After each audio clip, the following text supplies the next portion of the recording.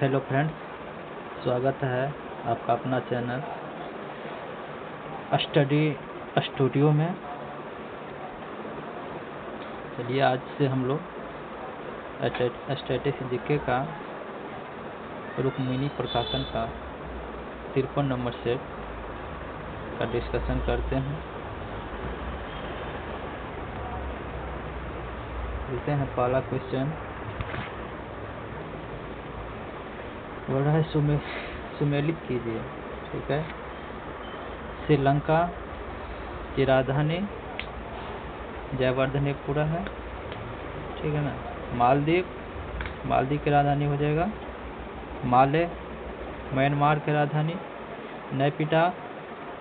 Zimbabwe की राजधानी Harare. तो मिलान कीजिए। श्रीलंका की राजधानी जयवर्धनेपुरा, 1 का 3 हो जाएगा, 2 का 1 हो जाएगा, 3 का 2 हो जाएगा, 4 का 4 हो जाएगा। तो 1 नंबर ऑप्शन ठीक कर देते हैं। ठीक, चलिए दूसरा नंबर क्वेश्चन चलते हैं।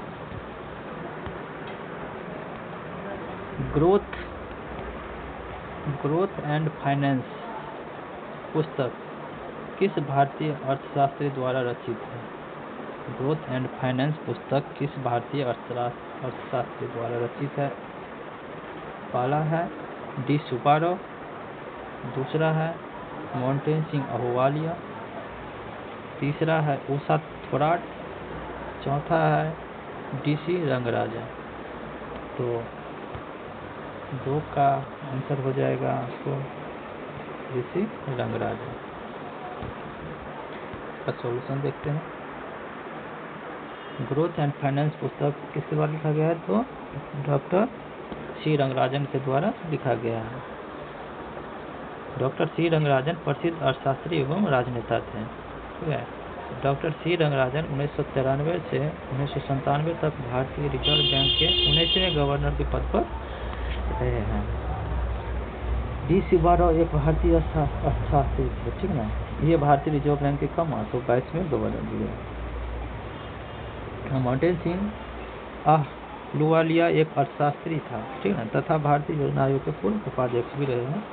ठीक है, चलते हैं तीसरा नंबर क्वेश्चन की ओर। तीसरा है विलियमसन बहनें निम्नलिखित खेल के लिए जानी जाती है।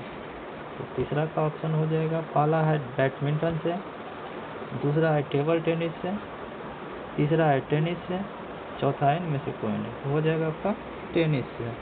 ठीक ना, टेनिस। आते हैं सॉल्यूशन की ओर चलते हैं हम लोग। तो विलियमसन बहनें जो है ना टेनिस खेल के लिए जानी जाती है। विलियमसन बहनें सेरेना विलियम्स एवं वीनस विलियम्स अमेरिका के निवासी है। ग्रैंड स्लैम टूर्नामेंट टेनिस से संबंधित है। विंबलडन जो है ना प्रतियोगिता घास के मैदान पर खेला जाता है। यह टेनिस से संबंधित है। ठीक है। वर्ष का प्रथम ग्रैंड स्लैम कौन सा है? तो ऑस्ट्रेलिया ओपन। एक वर्ष में 4 ग्रैंड स्लैम होते हैं। पहला होता है ऑस्ट्रेलिया ओपन, दूसरा होता है फ्रेंच ओपन, तीसरा विंबलडन ओपन और चौथा अमेरिकन ओपन खेला जाता है। ठीक है, चलते हैं चौथा नंबर क्वेश्चन की ओर। गणतंत्र दिवस पर राष्ट्रपति को कितने गन सैल्यूट प्रस्तुत करते हैं? ठीक है ना। पहला है 25 गन सैल्यूट, दूसरा है 21 गन सैल्यूट, तीसरा है 15 गन सैल्यूट, चौथा है 10 गन सैल्यूट। तो हो जाएगा आपका बी नंबर, 21 गन सैल्यूट दिया जाता है गणतंत्र दिवस पर राष्ट्रपति को। चलते हैं सॉल्यूशन देखते हैं इसका। गणतंत्र दिवस पर राष्ट्रपति को कितना? तो 21 तोपों की सलामी बोलते हैं प्रस्तुत करते हैं। ब्रिटिश सेना ने पहली बार 1730 में जो था खाही खानदान के सम्मान में 21 गन चलाया था। अमेरिका में पहली बार 1842 में राष्ट्रपति को 21 तोपों की सलामी अनिवार्य की गई थी। तोपों की सलामी में राष्ट्रगान के समय 52 सेकेंड में 21 तोपों की सलामी होती है। प्रत्येक फायर के बीच to 5 सेकेंड का अंतराल होता है। ठीक है, चलते हैं हम लोग 5वां नंबर क्वेश्चन की ओर। कौन सा भारतीय शहर विश्व कप फुटबॉल के लिए गेंदें निर्मित करता है? ए ऑप्शन है मेरठ, बी ऑप्शन है मुंबई, सी ऑप्शन है जालंधर, डी ऑप्शन है चेन्नई। इसका ऑप्शन हो जाएगा ऑप्शन सी जालंधर। ठीक है, जालंधर भारतीय शहर जालंधर जो कि पंजाब में है, विश्व कप फुटबॉल के लिए गेंद निर्मित होता है। यह निवाया स्पोर्ट के नाम से भारतीय खेल उपकरण निर्माता है। क्रिकेट का बल्ला जो है बिलो लकड़ी से बना होता है। उत्तर प्रदेश में मेरठ खेल सामग्री के लिए प्रसिद्ध है। उत्तर प्रदेश में मेरठ जो है खेल सामग्री के लिए प्रसिद्ध है। प्रथम फीफा विश्व कप 1930 में कहाँ हुआ था? तो उकरवे में हुआ था। ठीक है, चलते हैं क्वेश्चन नंबर 6 की ओर। रूस द्वारा भारत को अकुला द्वितीय श्रेणी की नेरपा परमाणु पनडुब्बी सौंप दी गई। इसका भारतीय नाम क्या रखा जाना है? रूस द्वारा भारत को अकुला द्वितीय श्रेणी की नोपरा परमाणु पनडुब्बी सौंप दी गई। इसका भारतीय नाम क्या रखा जाना है? तो पहला INS परम, दूसरा है INS त्रिशूल, तीसरा है INS चक्र, चौथा है INS रक्षक। तो ऑप्शन हो जाएगा सी INS चक्र। चलते हैं सॉल्यूशन की ओर। रूस द्वारा भारत के अकोला द्वितीय श्रेणी की नेरपा परमाणु पनडुब्बी सौंप दी गई है। इसका भारतीय नाम INS चक्र रखा गया है। रूसी पनडुब्बी एडमिरल गारशोकोव को विक्रमादित्य के नाम से भी जाना जाता है। भारतीय नौसेना पोत अरिहंत परमाणु शक्ति चलित भारत का प्रथम पनडुब्बी है। INS सिंधु रक्षक पनडुब्बी 2013 में आग लगने के कारण समुद्र में डूब गया था। INS Tarasa garden shipyard and engineer Kolkata द्वारा निर्मित वाटर जेट है। चलते हैं क्वेश्चन नंबर 7 की ओर। निम्नलिखित में से कौन सा देश संयुक्त राष्ट्र संघ का सदस्य नहीं है? पहला है ग्रीस, दूसरा है ताइवान, तीसरा है पुर्तगाल, चौथा है ऑस्ट्रेलिया। तो ताइवान जो है संयुक्त राष्ट्र संघ का सदस्य देश नहीं है। ताइवान।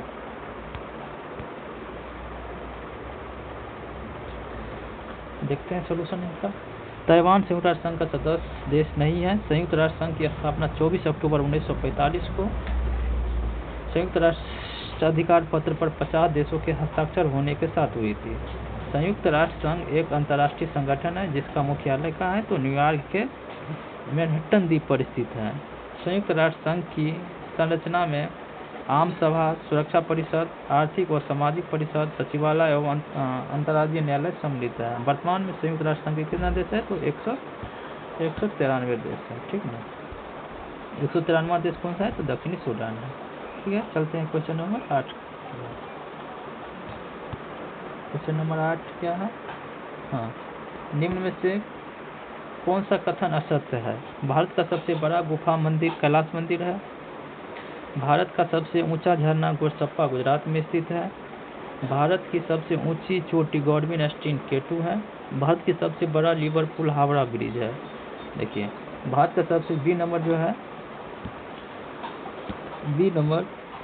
भारत का सबसे ऊंचा झरना गोरसप्पा गुजरात में नहीं है, गोरसप्पा ये कर्नाटक में है।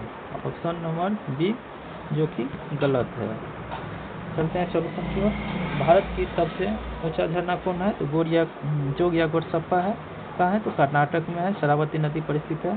कितना मीटर है? तो 254 मीटर है। ठीक है, एंजल जलप्रपात वेनेजुला की कोरोनी नदी पर विश्व का सबसे ऊंचा जलप्रपात है।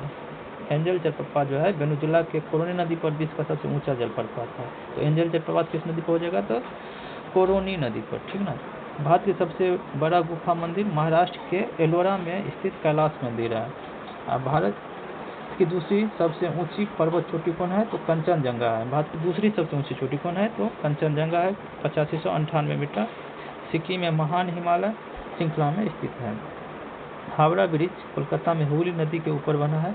इस पुल का अन्य नाम क्या है? तो रविंद्र सेतु, डॉक्टर रविंद्रनाथ टैगोर के नाम से के पर रखा गया है। किसका? तो हावड़ा ब्रिज का। ठीक है, चलते हैं 9 नंबर क्वेश्चन पर। 9 नंबर क्वेश्चन है, निम्नलिखित महासागर में से किस महासागर को सारगोसा संबंधित है? तो ऑप्शन ए है प्रशांत महासागर, बी है हिंद महासागर, सी है उत्तरी अटलांटिक महासागर, डी है दक्षिणी महासागर अटलांटिक। तो ऑप्शन हो जाएगा आपका सी, उत्तरी अटलांटिक। उत्तरी सारगोसा का संबंधित है तो उत्तरी अटलांटिक महासागर संबंधित है। चलिए सोल्यूशन देखते हैं इसका। उत्तरी अटलांटिक महासागर में स्थित शांत एवं स्थिर जल की क्षेत्र को सारगेसो कहा जाता है। सारगेसो सागर में सारगेसो नामक घास भी पाई जाती है जो मछलियों का पसंदीदा भोजन होता है। उत्तरी अटलांटिक महासागर को क्या बोला जाता है? अंध महासागर भी कहा जाता है। सुएज नहर भूमध्य सागर को लाल सागर से जोड़ता है। सुएज नहर भूमध्य सागर को किससे जोड़ता है? तो लाल सागर से जोड़ता है। प्रशांत महासागर में स्थित मैरियाना ग्रत विश्व का सबसे गहरा स्थान है। कील नहर उत्तरी सागर को किससे जोड़ता है? तो बाल्टिक सागर से जोड़ता है। ठीक है, चलते हैं क्वेश्चन नंबर 10 की ओर।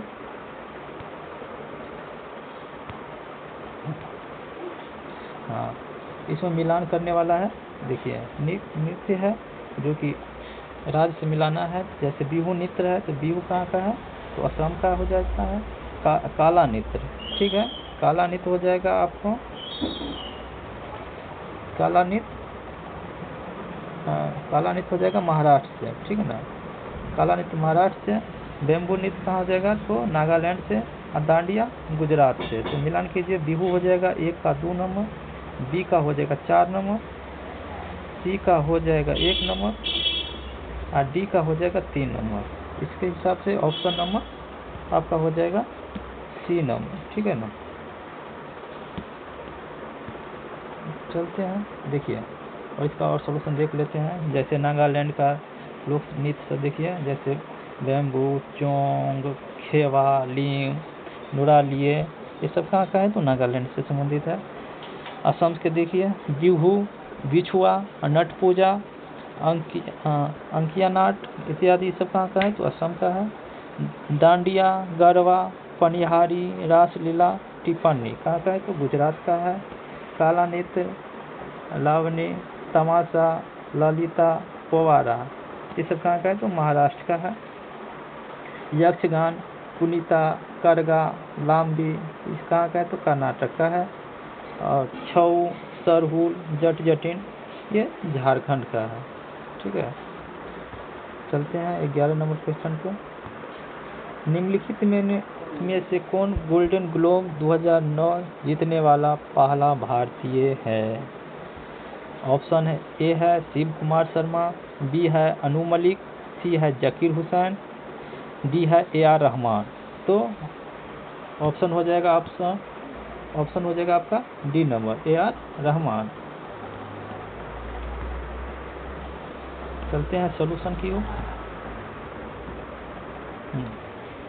गोल्डन ग्लोब पुरस्कार जीतने वाला प्रथम भारतीय AR रहमान जो कि 2009 में जीता था। गोल्डन ग्लोब पुरस्कार हॉलीवुड फॉरेन प्रेस एसोसिएशन द्वारा मनोरंजन जगत में विशेष उपलब्धियों के लिए देसी विदेशी कलाकारों को दिया जाता है। पहला गोल्डन ग्लोबल पुरस्कार समारोह का आयोजन 1944 में कहाँ हुआ था? तो लॉस एंजलिस में हुआ था। ठीक है, AR रहमान को फिल्म स्लमडॉग मिलियनेयर के लिए गोल्डन ग्लोब पुरस्कार दिया जाता है। फिल्म स्लमडॉग मिलियनेयर के लिए गोल्डन ग्लोब दिया गया था। ठीक है, चलते हैं क्वेश्चन नंबर 11 हो गया। 12 भारत और पाकिस्तान के बीच सिंधु जल समझौता कब संपन्न हुआ? ऑप्शन ए है 1959, 1962, 1960, 1961। तो इसका ऑप्शन हो जाएगा ऑप्शन सी 1960। भारत और पाकिस्तान के बीच सिंधु जल समझौता कब हुआ था? तो 1960 में हुआ था। जल समझौतों पर भारतीय प्रधानमंत्री उस समय था जवाहरलाल नेहरू तथा पाकिस्तान के राष्ट्रपति था अयूब खान, ठीक है, ने हस्ताक्षर किए थे। सिंधु जल समझौते के अंतर्गत ब्यास, रावी और सतलज का नियंत्रण भारत को एवं सिंधु, चिनाब और झेलम का नियंत्रण पाकिस्तान को दिया था। कौन कौन? तो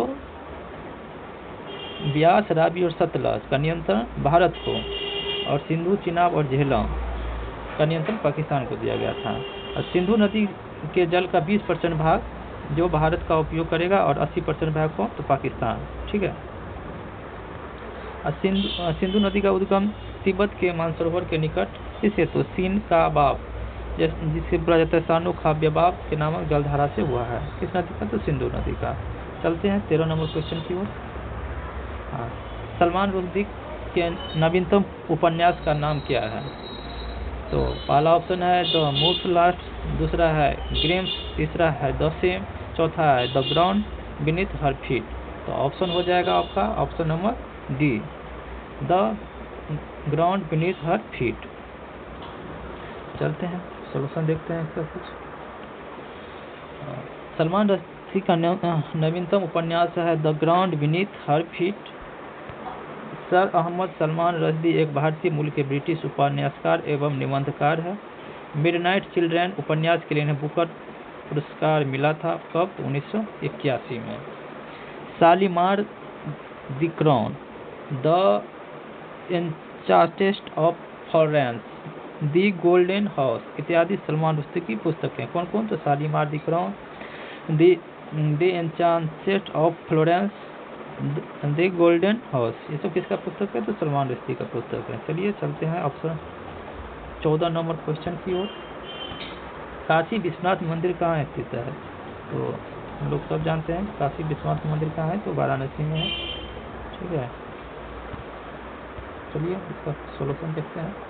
काशी विश्वनाथ मंदिर वाराणसी में स्थित है। वर्तमान काशी विश्वनाथ मंदिर का निर्माण महारानी अहिल्याबाई होलकर द्वारा कराया गया था।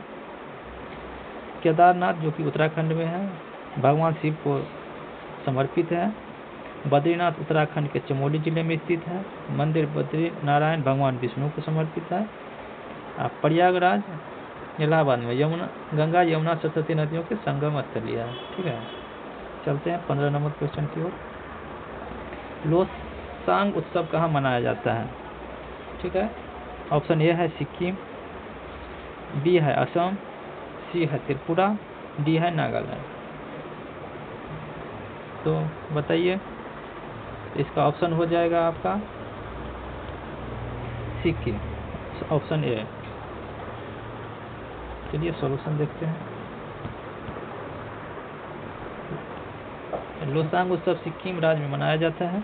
लोसांग उत्सव भूटिया जनजाति द्वारा मनाया जाने वाला पारंपरिक त्यौहार है, जिससे फसल की कटाई का जश्न मनाने में लोसांग उत्सव मनाया जाता है। तोदोंग त्यौहार जो है लेप्चा जनजाति द्वारा सिक्किम में मनाया जाता है। कौन सा त्यौहार? तो तोदोंग त्यौहार। कालचक्र उत्सव बौद्ध धर्म से संबंधित है। कालचक्र उत्सव किससे संबंधित है? तो बौद्ध धर्म से संबंधित है। लोसर त्यौहार जम्मू कश्मीर के लद्दाख क्षेत्र में तिब्बती बौद्ध धर्म से संबंधित त्यौहार है। देखिए लोसर कहाँ मनाया जाता है? तो जम्मू कश्मीर के लद्दाख क्षेत्र में, ठीक है। लोसांग कहाँ मनाया जाता है? तो सिक्किम में मनाया जाता है। चलिए चलते हैं हम लोग अब 16 नंबर क्वेश्चन की ओर। किस देश का स्वतंत्रता दिवस 4 फरवरी को मनाया जाता है?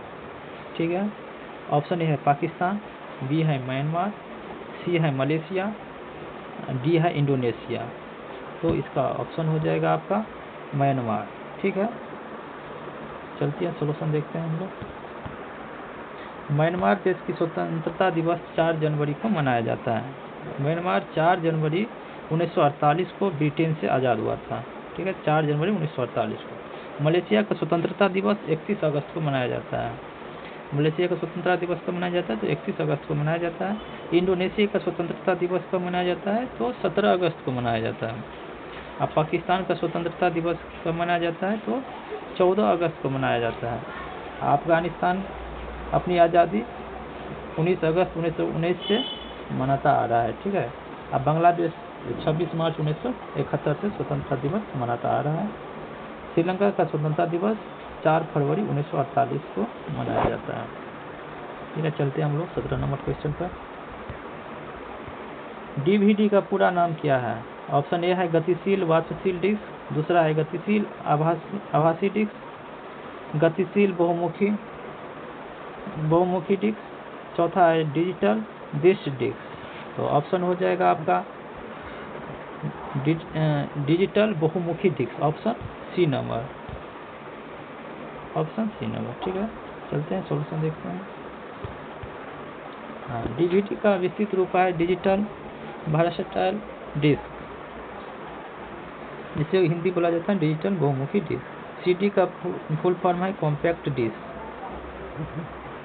सीडी का फुल फॉर्म है compact disc. Light emitting diode LED का पूर्ण रूप है। ठीक है, एलईडी का पूर्ण हो जाएगा लाइट इमिटिंग डायोड। ओएमआर का पूर्ण रूप है ऑप्टिकल मार्क रीडर। पीटीओ का फुल फॉर्म है प्री स्टार्ट आवारा। सिम का पूर्ण रूप है SIM subscriber identity module, SIM का पूर्ण रूप है। चलते हैं हम लोग अब 18 नंबर क्वेश्चन पे। भाभा एटॉमिक अनुसंधान केंद्र के वर्तमान निर्देशक कौन है? पहला है अजीत कुमार मेहती, बी है डॉक्टर शेखर बसु, सी है रतन कुमार सिन्हा, डी है डॉक्टर बनर्जी। ऑप्शन हो जाएगा आपका 1 नंबर अजीत कुमार मोहंती। ठीक है, चलते हैं सॉल्यूशन देखते हैं। भाभा एटॉमिक अनुसंधान केंद्र बिहार के वर्तमान निदेशक कौन है? तो अजीत कुमार मोहंती जी है। भाभा परमाणु अनुसंधान केंद्र कहाँ है? तो मुंबई में स्थित है। बार्क का स्थापना कब हुआ था? तो 1954 में। कौन किया था? तो डॉक्टर होमी जहांगीर भाभा। ठीक है, कब? तो 1954 में। भारतीय अंतरिक्ष अनुसंधान संगठन इसरो का वर्तमान निदेशक कौन है? अभी नया आ गया है,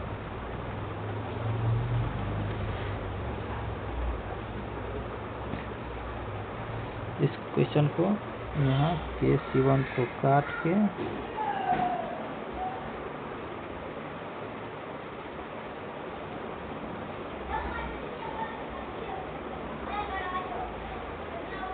ठीक है, इसरो के वर्तमान निदेशक कौन जाएगा आपका? हाँ, भारतीय अंतरिक्ष अनुसंधान संगठन इसरो के वर्तमान निदेशक कौन हो जाएगा? तो बी नारायण हो जाएगा, जो कि 11वें नंबर से बने हैं। इसरो का स्थापना कब हुआ था? तो 1969 में की गई थी। इसका मुख्यालय कहाँ है? तो बेंगलुरु में है। ठीक है, चलते हैं हम लोग 19 नंबर क्वेश्चन की ओर। ईज ऑफ लिविंग इंडेक्स किस मंत्रालय की एक पहल है? पहला है मानव संसाधन विकास मंत्रालय, दूसरा है वित्त मंत्रालय, तीसरा है शहरी विकास मंत्रालय, चौथा है गृह मंत्रालय। तो इसका ऑप्शन हो जाएगा आपका ऑप्शन सी नंबर, शहरी विकास मंत्रालय। ठीक है, चलिए सॉल्यूशन देखते हैं। ईज ऑफ लिविंग इंडेक्स शहरी विकास मंत्रालय का एक पहल है। यह देश के चुनिंदा शहरों के सर्वे के आधार पर ईज ऑफ डूइंग बिजनेस, जीवन जीने की सुगमता का सूचकांक है। Ease of doing business index विश्व बैंक जारी करता है। कौन जारी करता है? विश्व बैंक जारी करता है। विश्व हैप्पीनेस इंडेक्स संयुक्त राष्ट्र जारी करता है। हैप्पीनेस कौन करता है? संयुक्त राष्ट्र संघ जारी करता है। चलिए चलते हैं हम लोग ऑप्शन क्वेश्चन नंबर 20 पे।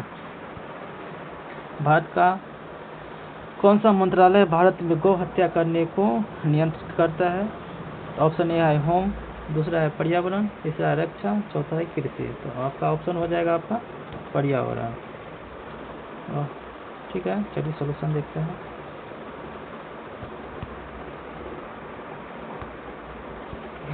पर्यावरण मंत्रालय भारत में गौ हत्या को नियंत्रित करता है। गौ हत्या निषेध कानून अनुच्छेद कितना 48 से संबंधित है। 26 अक्टूबर 2005 को सुप्रीम कोर्ट ने विभिन्न राज्य सरकारों द्वारा गौ हत्या कानूनों की संवैधानिक वैधता को बरकरार रखा था। केरल, पश्चिम बंगाल एवं सभी पूर्वोत्तर राज्यों में गौ हत्या पर प्रतिबंध नहीं है। ठीक है, तो इतना ही था आज का सेशन समाप्त हुआ। अगर अच्छा लगा हो तो लाइक करें, सब्सक्राइब करें, सपोर्ट करें। फिर कल सेट नंबर 54 की ओर हम लोग प्रस्थान करेंगे। ठीक है।